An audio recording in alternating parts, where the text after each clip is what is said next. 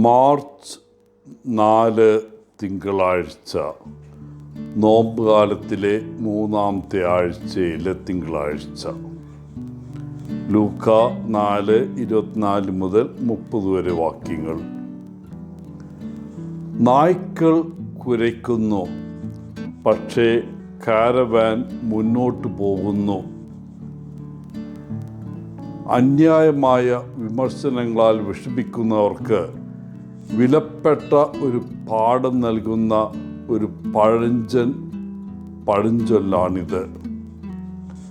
ചെറിയ നായ്ക്കളുമായി തർക്കിക്കാൻ വലിയ കാരവൻ ഒരു നിമിഷം പോലും നിർത്തുമ്പോൾ അതിന് 2 നഷ്ടങ്ങൾ സംഭവിക്കുന്നു.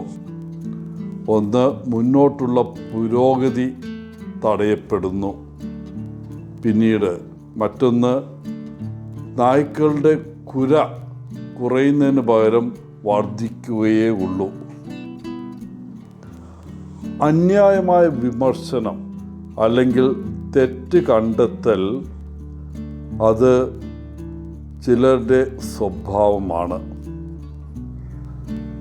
ആരും ശ്രദ്ധിക്കാത്തപ്പോൾ നായ്ക്കൾ കുരയ്ക്കുന്നത് നിർത്തുന്നത് പോലെ എപ്പോഴും വിമർശിക്കുന്നവരെ ഗൗരവമായി എടുക്കുകയോ അല്ലെങ്കിൽ അവരെ അവഗണിക്കുകയോ ചെയ്താൽ അവരുടെ പരാതികൾ തനിയെ കെട്ടടങ്ങും.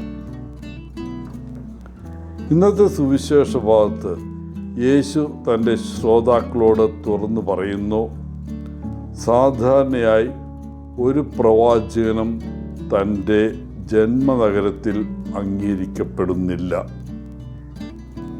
യേശു തൻ്റെ സ്വന്തം പട്ടണമായ നസ്രത്തിലെ സിനഗോഗിൽ പഠിപ്പിക്കുകയായിരുന്നു.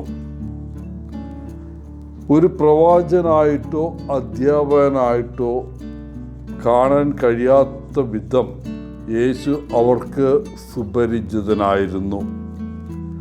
അവർ പരസ്പരം ഇപ്രകാരം പറഞ്ഞിരിക്കാം,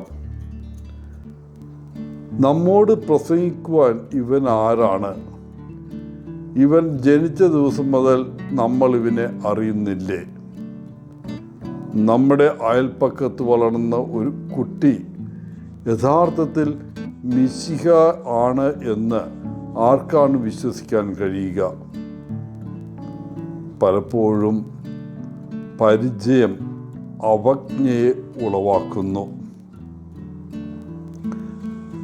ദൈവം നിഗൂഢമായ വഴികളിലൂടെ പ്രവർത്തിക്കുന്നുവെന്ന് നാം പറയാറുണ്ട്.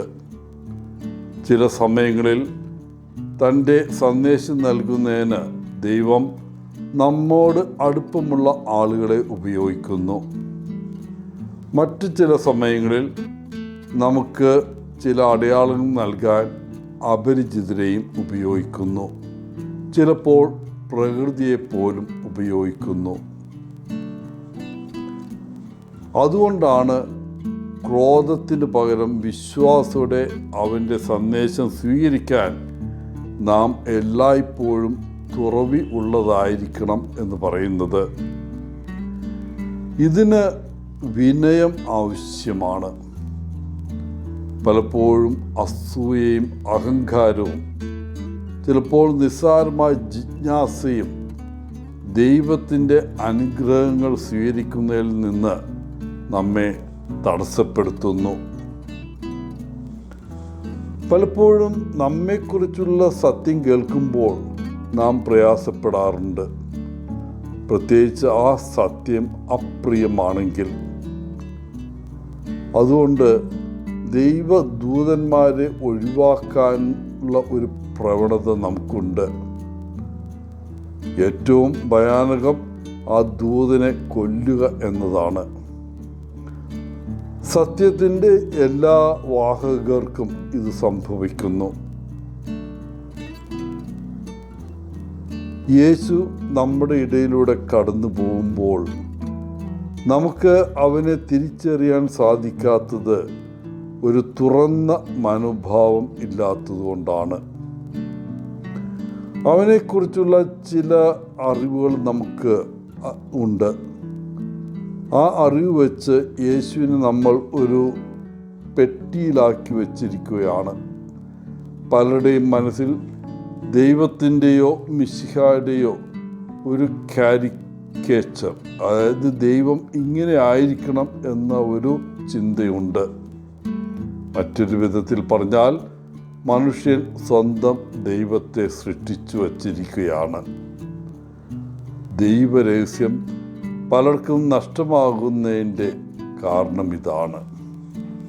പ്രിയപ്പെട്ടവരെ, എല്ലാറ്റിനോടും ഒരു തുറവി ഉണ്ടാകാൻ നമുക്കിടവരട്ടെ.